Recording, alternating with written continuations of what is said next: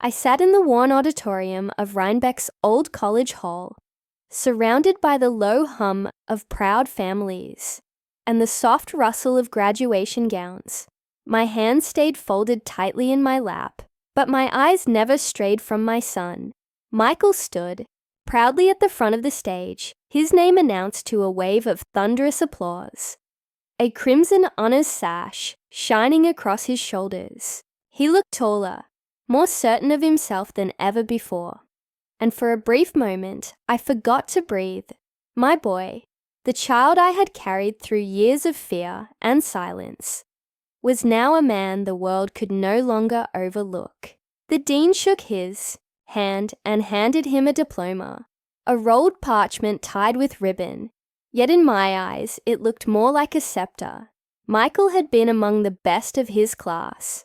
No one else had carried such flawless marks. Professors whispered about his future, and companies had already begun circling. Even overseas institutions had sent quiet offers. Edinburgh, Scotland, an advanced program in genetic engineering, promised to place him directly on the front lines of discovery. The future stretched wide before him, and as the audience rose to its feet, I clapped until my palms burned. Yet beneath all that pride lingered a weight I could not shake. My smile stayed firm, but inside my chest ached with the truth of what was coming. In less than a week, I would no longer be Mrs. Whitaker.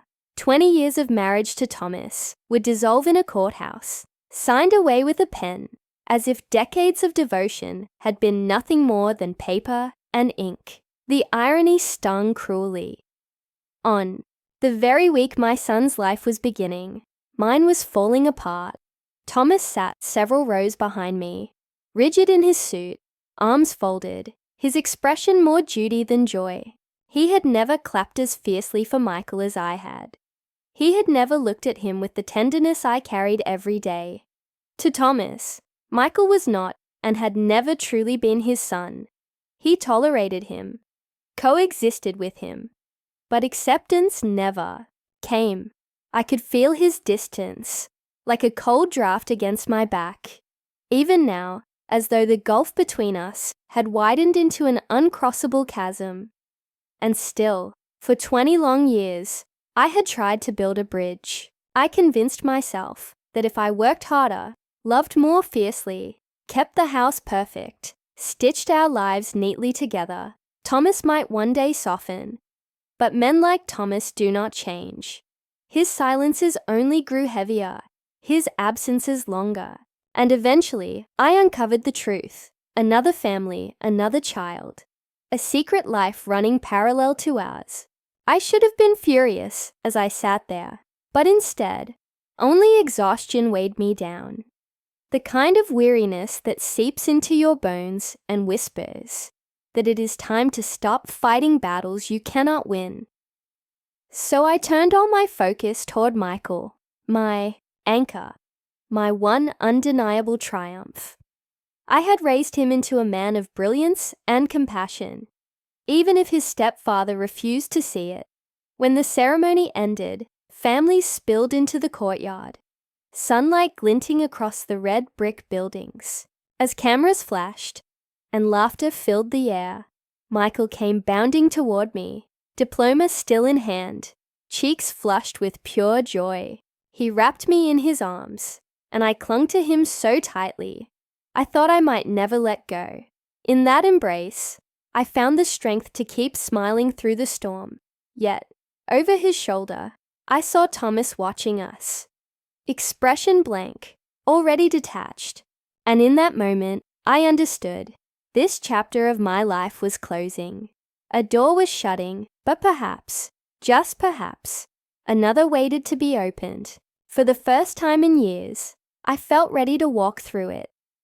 On nights like this, when silence pressed against me, after the noise of celebration, old memories returned uninvited. I could still see him as clearly as if he stood before me now.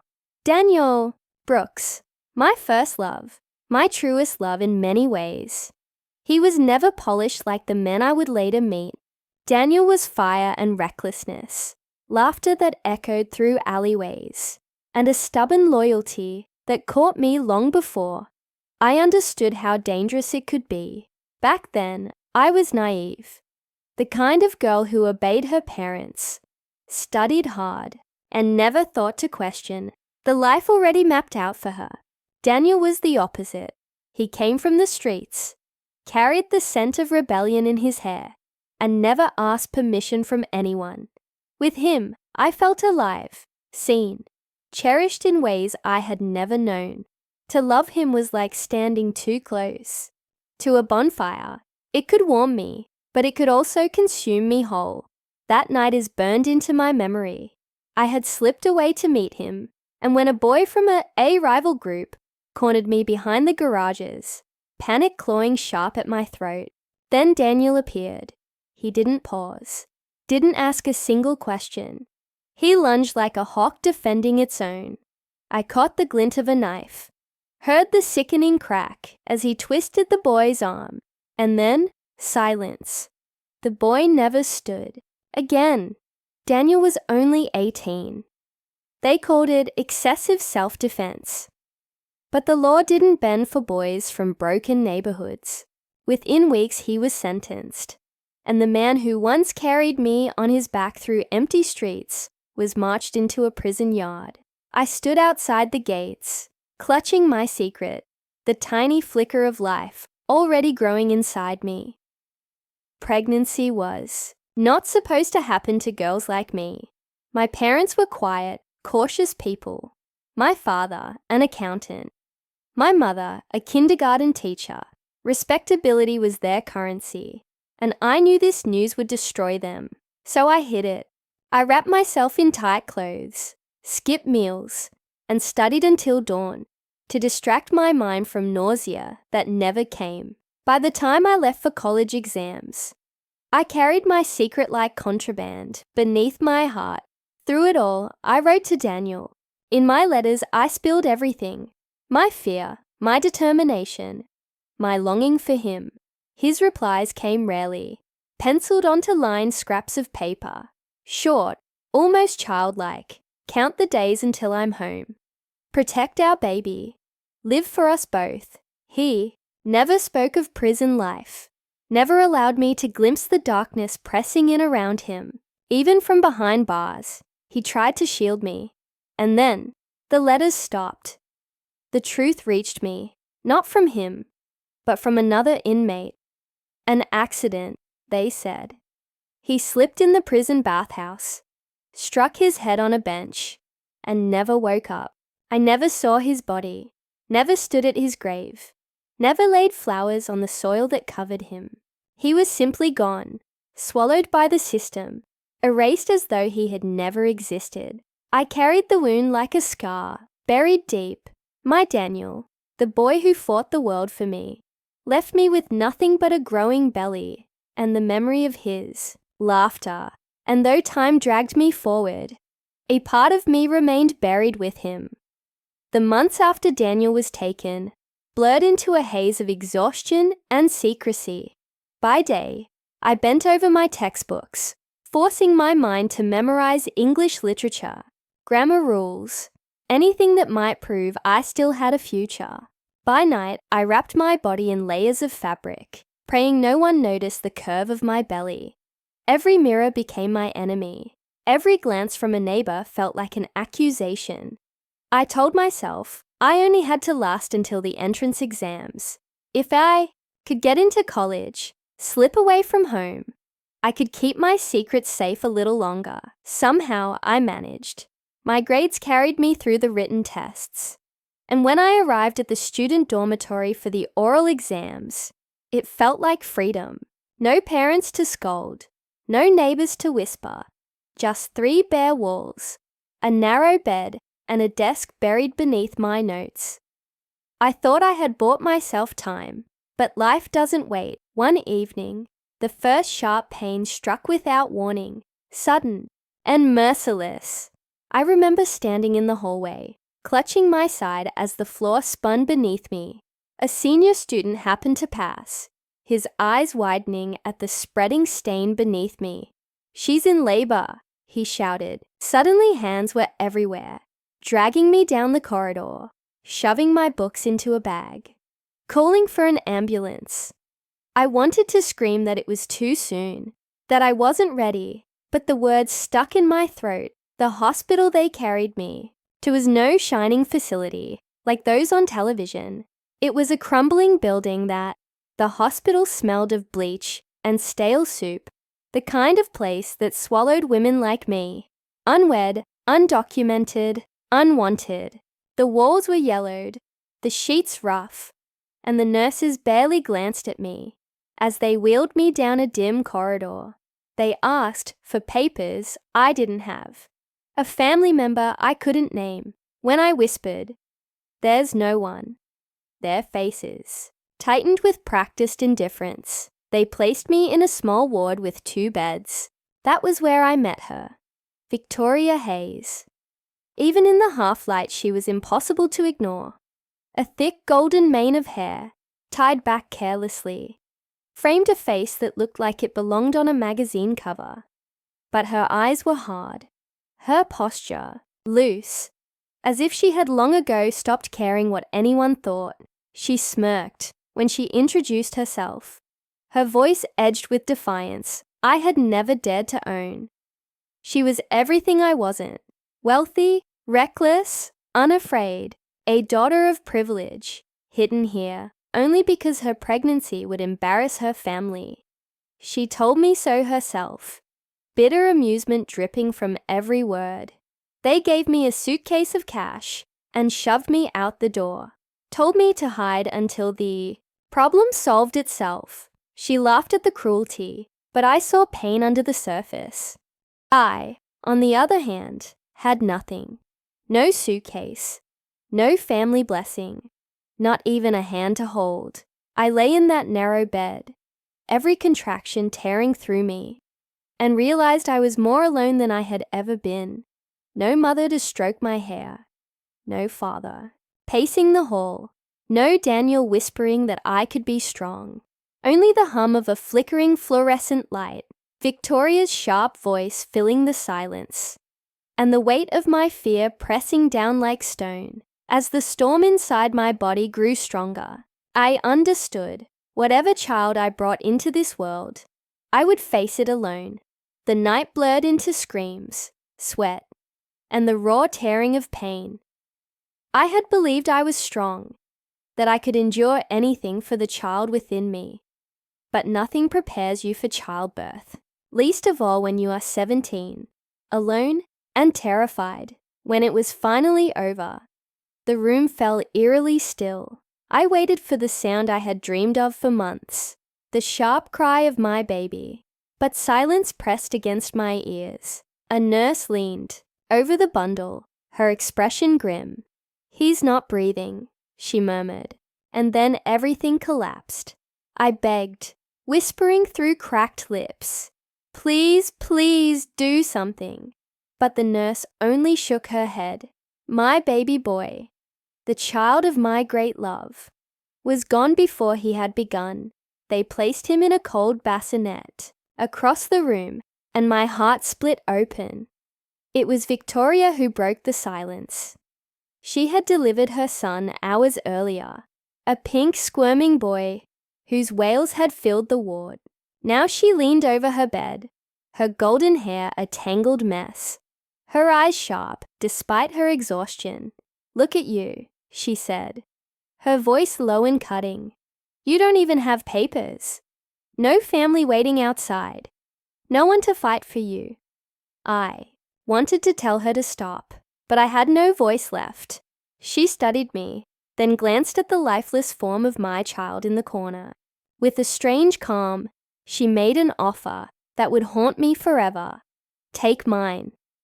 At first, I thought I misheard. She repeated, slower this time, as if it were the most reasonable thing in the world. "Take my baby. He's healthy, loud, stubborn already. You'll leave with him, and I'll sign the papers. My family will never know. They'll believe he died, just like yours did." I shook my head violently, tears spilling down my cheeks. "That's madness. I can't." "You can," she snapped. "You should. You wanted a future for your son. Don't waste it. Mine will never have. One with me. I don't want him." Her voice cracked, but her eyes stayed hard. She looked around the ward and lowered her tone. "No one's watching. No one cares what happens here." I followed her gaze. The nurse on duty hadn't looked at us in hours. Files stacked carelessly by the door. No name bracelets. No security checks. Just fatigue and silence. This place existed outside the world. "If we do this," she whispered, "no one will stop us." Moment later, a nurse walked past. She saw us both, saw the two bassinets, and kept walking. Maybe she knew. Maybe she chose not to care. I would never know. I stared at her in disbelief. The very thought was monstrous. My child, Daniel's child, lay cold and still in a corner, while another cried just feet away. To switch them felt like a sin, too heavy to bear. But the longer I looked at the tiny body that would never open his eyes, the more unbearable the thought of leaving empty-handed became. My chest heaved with guilt and longing. I pressed my fists against my eyes, whispering apologies to the son I had lost, promising I would never forget him, never stop loving him. And then, with trembling hands, I reached for the child Victoria had brought into the world. His tiny fingers curled around mine, warm and alive. In that instant, something inside me broke and healed all at once. Before dawn, under the weary, indifferent eyes of the nurses, Victoria and I quietly exchanged the bassinets. No one asked questions. No one noticed. Or perhaps they chose not to. The paperwork was signed, and the newborn boy was recorded as mine. With trembling hands, I wrote my name on the birth form. From that moment, in every official record, he belonged to me. No trace of Victoria, no shadow of the truth. I named him Michael. For 20 years, I carried the secret like a chain around my heart. To the world, he was my son, and in every way that mattered, he truly was.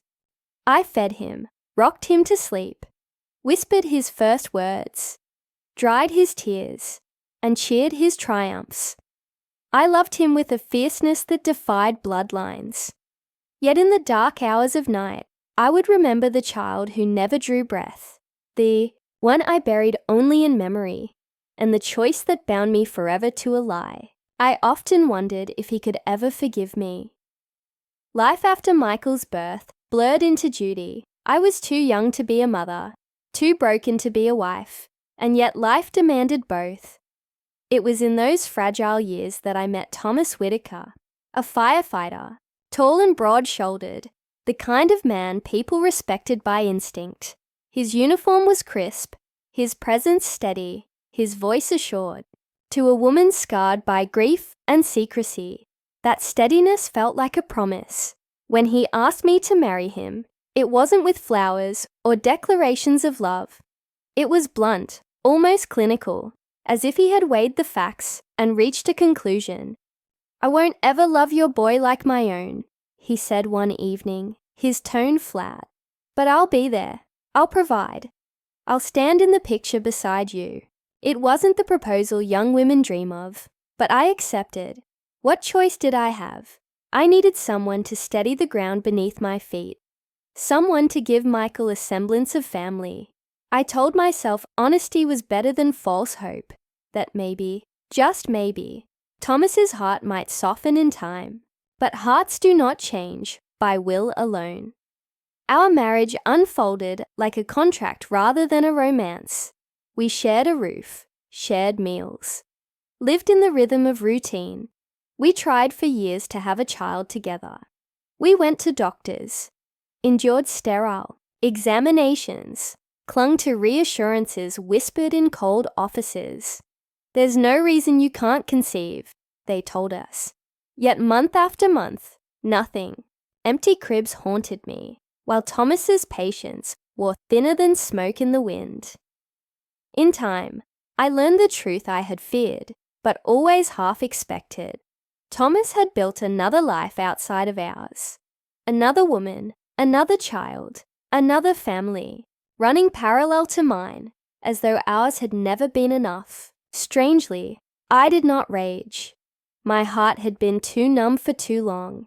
Anger demands energy, and every ounce of mine had gone into raising Michael. So I worked. I poured myself into tutoring. Becoming the English instructor people in town whispered about, the one who could make children read Dickens in the original, the one who helped businessmen negotiate abroad. The money was never extravagant, but it was enough.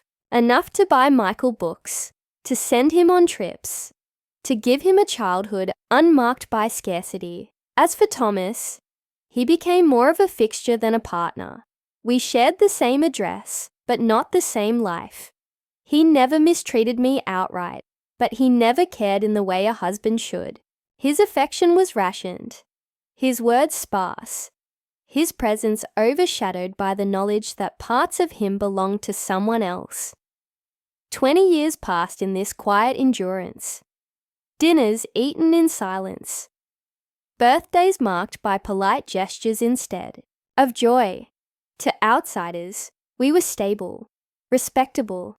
Inside, I felt like a guest in my own home, tethered not by devotion, but by duty. And yet, through it all, there was Michael. His laughter filled the cracks in my heart.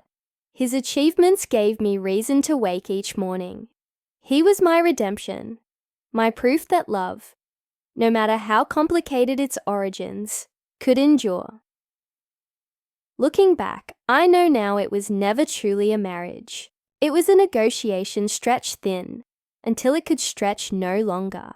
The courthouse in Rhinebeck was small, almost quaint compared to the grand halls I'd seen in movies. But to me, it felt cavernous, as if its walls carried the weight of every broken promise. I walked through the doors alone. Michael had offered to come, but I shook my head. His life was just beginning. I would not drag him into the wreckage of mine. The courtroom was hushed, filled only with the shuffle of papers and the low murmur of lawyers. I sat at one end of the table, hands clasped tight in my lap, while Thomas sat at the other, composed, as though this were a business deal and not the dismantling of 2 decades. His lawyer spoke first, laying out facts with surgical precision, dates, signatures, assets. I had expected bitterness, even accusations. What I hadn't expected was the weapon Thomas had hidden all these years.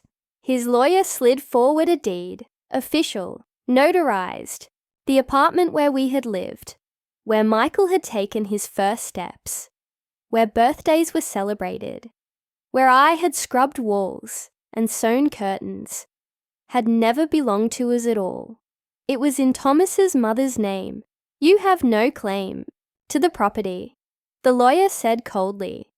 It belongs to Mrs. Whittaker's mother. Upon dissolution of this marriage, Evelyn will have no legal right to remain. The words struck harder than any blow. My vision blurred, my ears roared. That apartment wasn't just a roof. It was my history. It was where I had survived nights of despair, where I had clung to hope, where Michael had grown into himself.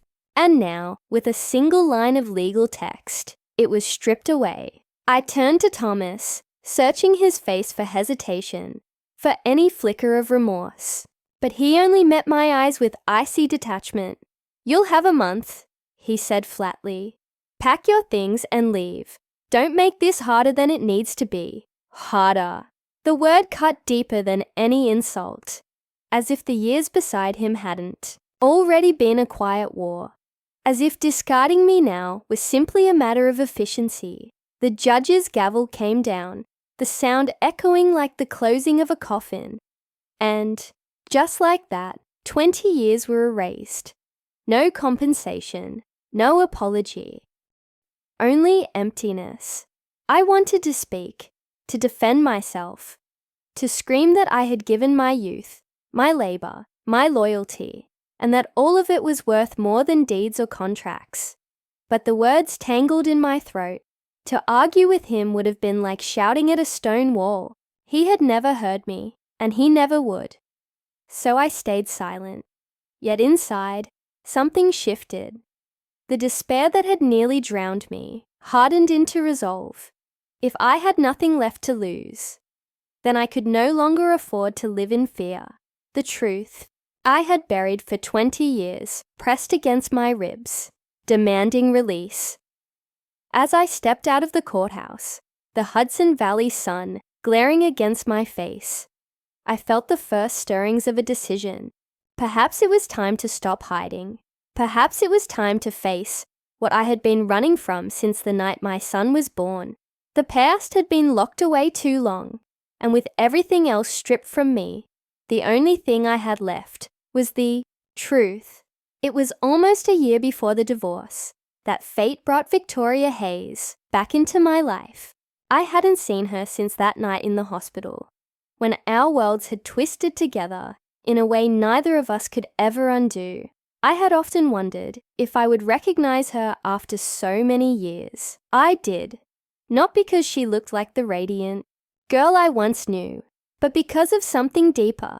She sat outside a small cafe in Rhinebeck, hunched in a chair with a scarf tied around her head. Despite the warm air, her golden hair had thinned. Her cheekbones jutted sharply against pale skin. The proud tilt of her chin remained, though it trembled now with weakness. I hesitated, unsure if I should approach, but then her eyes lifted, and in an instant, she knew me. "Evelyn Whitaker," she rasped, her voice weak but steady. "I thought I'd never see you again." We sat together at a corner table, the clink of dishes and hum of strangers around us, as if the world had no idea of the secret we carried. For a long while, we spoke of meaningless things, the weather, the town, passing time. Then she leaned closer, lowering her voice. "I've been sick for years," she admitted. "Cancer.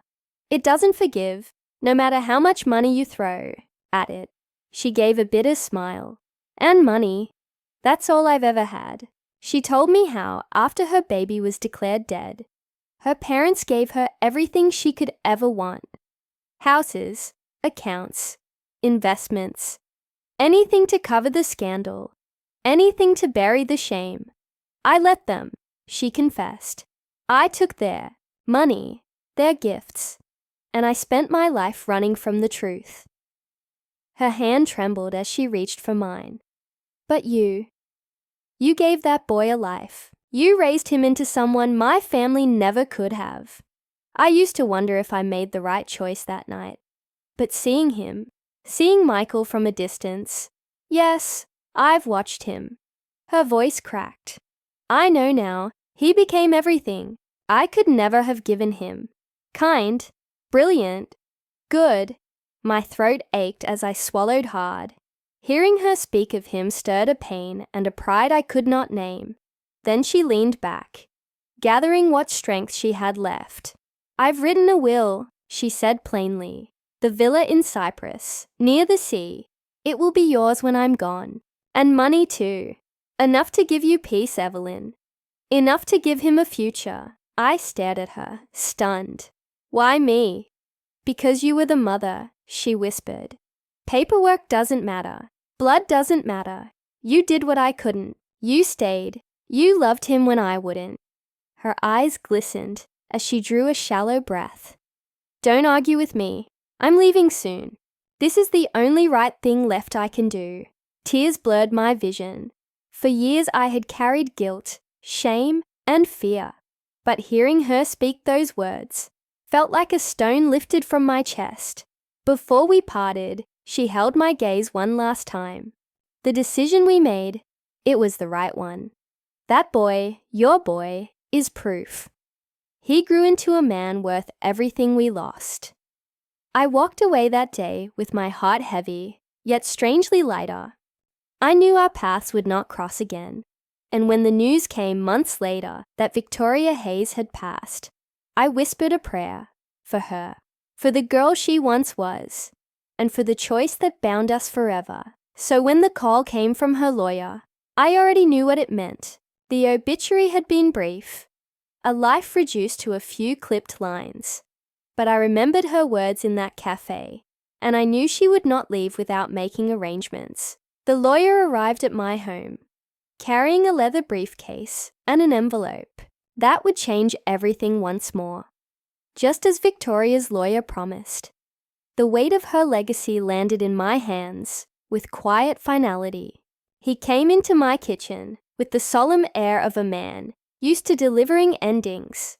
Michael had stepped out for groceries, so it was only the two of us at the table. The lawyer carefully laid out the papers, titles, deeds, accounts, investments, all that Victoria had willed to me.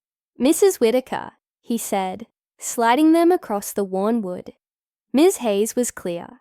She wanted no contest, no conditions. She wanted you to inherit everything directly. I nodded, though my mind felt numb. Wealth had never been my pursuit, nor was it my desire. Yet here it was, offered to me like a confession too late spoken. What weighed heavier than money or property was the truth itself, and with it, the undeniable call to reveal what I had buried for 2 decades. That evening, Michael returned home, his arms full of grocery bags, his cheeks pink from the cold. For just a fleeting moment, the way his hair fell into his eyes, the sharp line of his jaw, it was Daniel I saw standing there, my breath caught in my chest. I waited until the kitchen was quiet, until the bags were tucked away, before asking him to sit down. "There's something you need to know," I began, my voice trembling. "Something I should have told you long ago." His brow furrowed in worry. "Mom, what is it?" So I told him. Every word. From the hospital the night he was born, the stillborn child declared gone, the desperate bargain Victoria had struck, to the moment I walked out of that building, cradling him as my own. My confession came like tearing open an old wound, raw and unhealed. I braced for his anger, for rejection, for the moment his love would fracture. But when silence fell, it wasn't fury that filled the room. It was stillness. Michael's eyes widened, his hands tightened in his lap, and then, slowly, steadily, he rose. He crossed the room, knelt by my chair, and wrapped me in his arms. "You're still my mother," he whispered, his voice firm, unshaking. "You've always been my mother. Blood doesn't change that. You raised me. You loved me. That's all that matters." Tears blurred my vision as I clung to him, sobbing into his shoulder. For 20 years I had feared this moment, believing the truth would destroy us. But instead, it freed us. The chains I had carried so long fell away, leaving me trembling, but unburdened. I whispered apologies, words I had rehearsed 1,000 times. He only shook his head gently. "You don't owe me an apology, Mom. You gave me a life. You gave me love. That's more than anyone could ask for." And in that moment, something deeper than forgiveness took root. It was release. My son had chosen me, not by birth, but by love.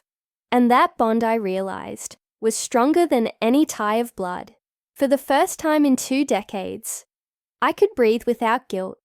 I could look into his eyes without the shadow of a lie standing between us. The months that followed Victoria's passing flowed like a tide, carrying us into a new chapter. Michael moved forward, building the life he had long dreamed of.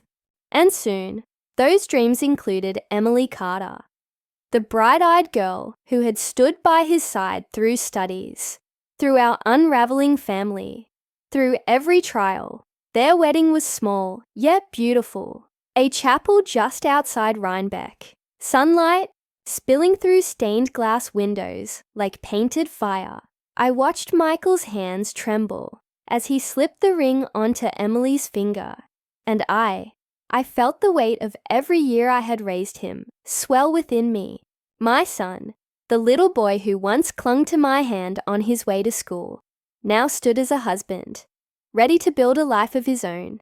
When Emily gave birth to their daughter months later, I cradled the baby in my arms and felt time collapse.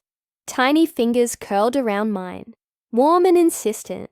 In that moment, memories rushed back. The child I had lost in a dim hospital room, the son I had carried home in his place, and the woman who had given me the chance to be a mother. Grief and joy mingled inside me, but for the first time, joy outweighed the grief. By then, Victoria's affairs had been settled, papers signed, accounts transferred, and before long, Michael, Emily, and I stood before the whitewashed villa in Cyprus, perched high above the sea, its shutters painted pale blue. The scent of salt and jasmine hung thick in the air. I had never seen anything so beautiful.